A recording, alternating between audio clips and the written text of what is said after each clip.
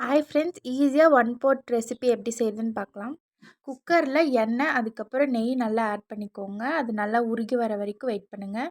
அதுக்கப்புறம் பட்டை, அப்புறம் 2 கிராம்பு ஆட் பண்ணிக்கோங்க. அதுக்கப்புறம் கடுகு, ஜீரகம் போட்டு ஆட் பண்ணிக்கோங்க. அப்புறம் ஒரு கைப்பிடி அளவுக்கு கருவேப்பிலை ஆட் பண்ணிக்கோங்க. அப்புறம் ஒரு 2 சைஸ் பெரிய வெங்காயம் நல்லா ஸ்லைஸாக கட் பண்ணி, அது கூடவே ஒரு 5 பச்சை மிளகாய் ஆட் பண்ணி நல்லா வதக்கி விட்டுக்கோங்க.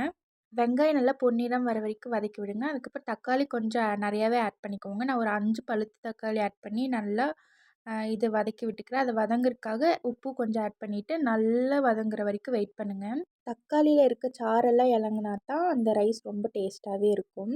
ஸோ இப்போ மசாலாஸ்க்கு மஞ்சள் பொடி, மட்டன், அப்புறம் சில்லி பவுடர், அது தேவையான அளவு சால்ட் ஆட் பண்ணி நல்லா மிக்ஸ் பண்ணி விட்டுக்கோங்க.